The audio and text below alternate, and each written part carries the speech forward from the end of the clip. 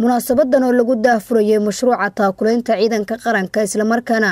lagu shaacinayay magacyada guddi ka kooban 2 xubnood oo xifdin doona lacagta loo ururiyay ciidanka qalabka sida si mushaarka ciidankeena u bixiyaan muwaadiniinta Soomaaliyeed taas oo meesha ka saaraysa in geesiyaasheena ay u baahdaan kaalmo dibadda ah ayaa Muqdisho lagu qabtay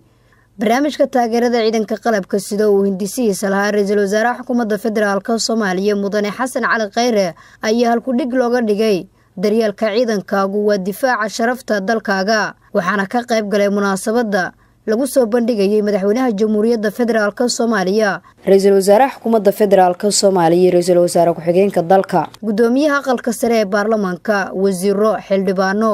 gudoomiyaha gobolka Banaadir ahna duqa caasimadda saraakiisha ciidanka qalabka sida iyo marti sharaf kale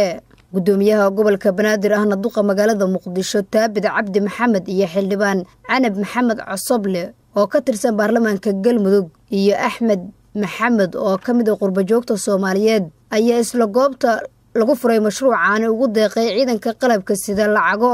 iyo qalab ciidan waxaan rabaa halkan inaan madaxweyne hadii aad ii go'aatin aan halkan ka sheego maadaama caawa ay tahay taageerada ciidanka qaranka Soomaaliyeed 17 gudoomiye 17 degmo waxay hadda soo gaarsiiyeen in ay ku deeqeen lacag gaarayso $8,500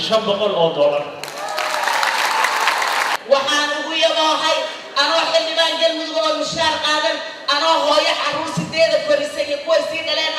anigoo aan ahayn ganacsade anigoo aan dhaqaale guran lahayn $1,000 aan ugu deeqay ciidanka Soomaaliya أدخل مهمة وحرير كشعب هدي على الشعب حرير وناسر هذا الله لين أمن قادم وحاول كعنتك بجر فرق وعنت على استيق إنه قيد كم إذا نقول taliyaha ciidanka booliska Soomaaliyeed General Cabdixakiin Daahir Saacid iyo General Bila Aadan oo ah kusimaha taliyaha ciidanka xoogga dalka Soomaaliyeed ayaa sheegay mashruucan lagu taageerayo ciidanka qalabka sida uu qayb weyn ka qaadanayo mural dhiska ciidanka qalabka sida taageerada dhinaca ciidamada aan rajeynayna muraalka iyo ciidamada sidii ay hadda ballan qaaday horan u soo aragnay in bil walba ciidanka mushaarkiisa iyo xuquuqdiisa ay si joogto ah u helaan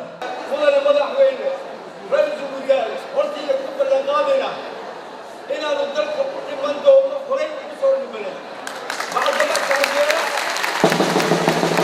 Batuule Sheekh Axmed Gaballe gudoomiyaha ururka haweenka qaranka Soomaaliyeed ayaa xusay haweenka Soomaaliyeed taageerayaan barnaamijkan isla markaana ay qaadan doonaan kaalin muhiim ah shirkan taariikhiga ah ee lagu daafurayo taageerada ciidamada qalabka sida ee Soomaaliya waxa kale oo taageero ay naga soo gaartay iyo salaan iyo hambaliyo haweenweynaha Soomaaliyeed ee badaha ka tallaabay ee qaxootiga noqday ee u gumoobay ee u agoontoobay ciidan la'aanta iyo qaran la'aanta Soomaaliyeed oo diyaar u ah dahabkooda lacagtooda inay dib ugu dhisaan ciidanka Soomaaliyeed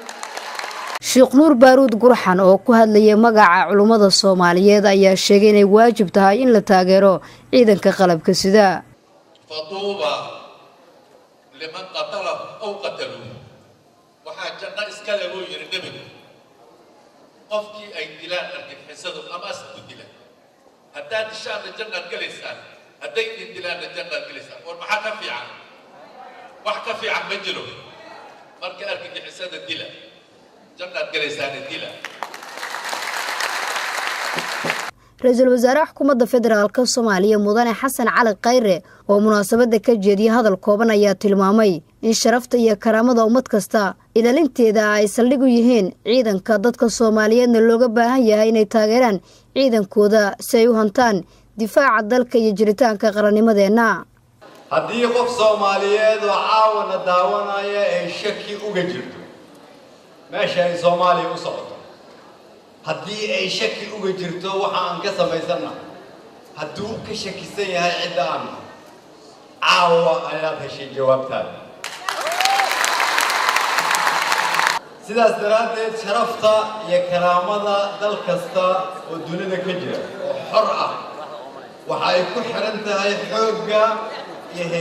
heybadda ciidankooda ciidankaas oo ka dhisan dhan walba haddii ay tahay xagga tirada xagga tayada xagga anshaxa iyo xagga niyadda ciidanka qalabka sida oo ah maanta sharafta yar oo aan haysano iyaga laftooda waxaan halkan uga dirayaa caawa fariin sida aad ula dhaqantaan shacabka Soomaaliyeed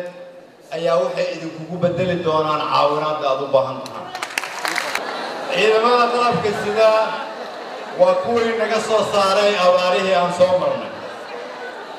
waa kuwii markii aan baranaynay af Soomaaliga ka qayb qaatay ololaha waa kuwii dalalka dariska intaan u dirno qaarkood soo sugu jiray amniga haddii aadan ku soo korin oo shaki kaaga jira cidaan ahaan jirnay waxaan ahaan jirnay cidaan gudoomiyaha aqalka sare ee baarlamaanka jamhuuriyadda federaalka Soomaaliya mudane Cabdi Xaashi Cabdullaahi ayaa hoosta ka xariiqay in dadka Soomaaliyeed looga baahan yahay inay garab siiyaan ciidanka qaranka ma u baahin baan qabaa anu ciidankeena oo aynu nolol siino ayaa dalkooda difaaci kara ma u baahin ciidan ajnabiya maanta waxaan ku faraxsanahay inay helayaan in la siinayo mushaharkooda inayna ahayn maanta kuwa ciidamo kale istaba taagan inaynu noqonayn madaxweynaha jamhuuriyadda federaalka Soomaaliya mudane Maxamed Cabdullaahi Farmaajo ahna taliyaha guud ee ciidanka qalabka sida oo munaasabada ka jeediyay khudbad muhiim ah ayaa tilmaamay dadka Soomaaliyeed haystaan fursad weyn oo uu dalku ku gaari karo horumar taasi oo inay garab siiyaan ciidanka qalabka sida si ay ula wareegaan ammaanka guud ee dalka dal waxaan ugu difaacaa laba arrimood waxaan ugu difaacaa dhiig lagu bixiyo iyo dhaqaale lagu bixiyo dhiigii waa bixiyeen waana bixinayaan kuwa badanna waa qoranaynaa way bixin doonaan yaa dhaqaalaha bixinaya dhaqaalaha waxaan ka sugaynaa shisheeye dhaqaalaha annagaa hayna dhaqaalaha idinka haya jeebabkeenna ugu wada jiraan ma ka soo bixinaa jeebabka walaalayaal dadka Muqdisho jooga iyo dadka Soomaaliya jooga iyo dadka qurbaha jooga haddaad doonaysaan dal sharaf leh oo aanan idinku dhimin raboorada oo aanan magac xun Soomaaliya aysan lahayn waxa weeye qof walba waa inuu qaybtiisa qaato haddii qofku naftiisa huray oo dhiiggiisa uu ku daaliyay waxaa loo baahan yahay idinku inaad ku kabtaan wixii dhaqaale ah mashruucan lagu taageerayo ciidanka qalabka sida ee jamhuuriyadda Soomaaliya ayaa qayb ka qaadanaya dhismaha iyo tayeynta ciidanka qalabka sida waxayna ka maarmi doonaan kaalmada ay dibadda ka sugan ciidankeenu waxaana kaalmadaasi ama lacagahaasi ay ku dhicin doonaan guddi ka kooban 2 xubnood ah Jiraal Jaamac Maxamed Qaalib iyo Sheekh Nuur Baaruud Gurxan Nasr Bashiir Cali warbaahinta qaranka magaalada Muqdisho